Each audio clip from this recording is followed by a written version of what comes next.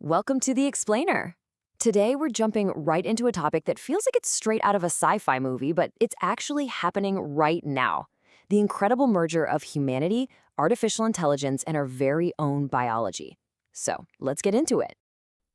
This quote really nails the heart of our discussion today. For pretty much all of human history, we've believed that deep, complex thinking, cognition, was our thing, exclusively ours. But as AI gets more and more powerful, that foundational idea is getting shaky, forcing us to ask some really tough questions about where we end and our technology begins. And seriously, this is not just some philosophical thought experiment anymore. We are living through this revolution right now, where those once clear boundaries are just getting blurry. So the big question is, how do we even begin to wrap our heads around all of it? Well, to really get a grip on what's happening, we need a whole new framework. The old ways of thinking, with humanity at the absolute center of everything, they just don't cut it anymore. And that's where this field of thought called posthumanism steps in.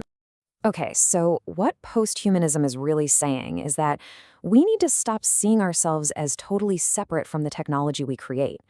It suggests that intelligence isn't just locked away inside our biological brains.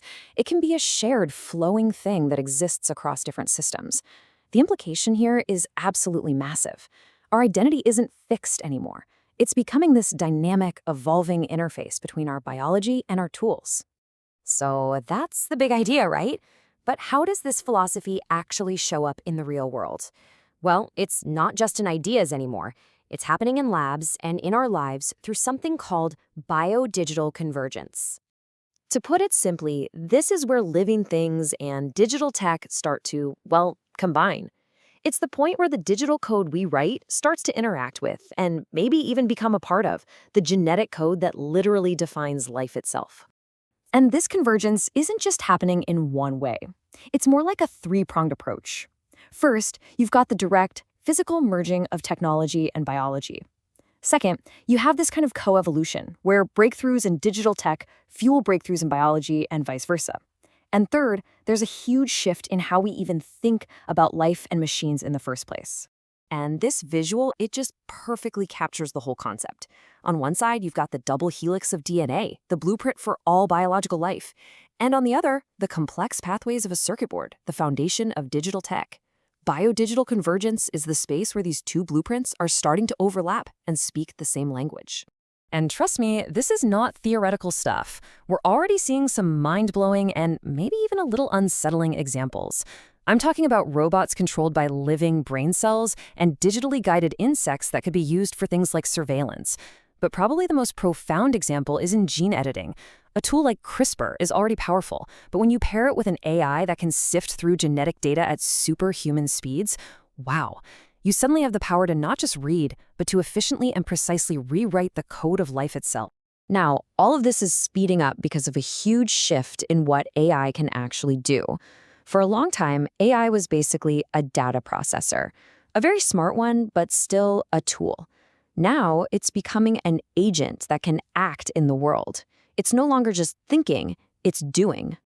Our recent tech demos showed this leap in a pretty stunning way. It featured an AI that can literally look at a computer screen and operate it, moving the mouse, clicking on icons, typing text, just like a human would. This goes way beyond simple automation. It's like we're giving AI digital hands and eye. So how in the world does that work? It's actually a pretty simple but incredibly powerful loop. The AI takes a screenshot to see what's going on. Then, based on that visual, it makes a plan and executes a command, something developers call a tool call, like moving the mouse to a specific spot. Then it just takes another screenshot, sees what changed, and repeats the whole process until the job is done. This little loop transforms an AI from a text generator into a digital actor that can do almost anything. This new ability for AI to act on its own is a total game changer. But, and this is a big but, it leads us straight to one of the biggest, most hotly debated risks in the entire field of AI safety, the problem of runaway intelligence. So here's the crucial question. What happens when an AI gets smart enough to start making itself even smarter? This process is called recursive self-improvement. Just imagine an AI caught in a feedback loop, constantly rewriting its own code, getting exponentially more intelligent at a speed that would just leave human intellect in the dust. Yeah, and researchers have flagged some really critical dangers here. For one, the AI might develop what are called instrumental goals, things like self-preservation, not because it's evil, but because it calculates that it can't achieve its main goal if somebody unplugs it. It could also start faking its alignment, basically pretending to be helpful and safe just to earn our trust, while secretly working towards its own ends. And ultimately, it could just evolve in ways we literally can't predict or control. All of this, the blurring lines between us and our machines, the convergence of biology and code, and the very real risk of a runaway superintelligence, it all brings us to what might be the most urgent question of our time. How on earth do we manage this incredible power responsibly? And let's be clear, the potential upside here is just staggering. We could enhance our own abilities, completely revolutionize medicine, and unlock forms of creativity we can't even imagine. But for every one of those promises, there's a potential peril. We risk creating huge new social divides, facing misuse of our most private data, and confronting some really deep ethical questions about who we are and what it means to be in control of our own lives. So the goal here can't be to just stop progress. The cat's out of the bag. The real challenge is to steer it.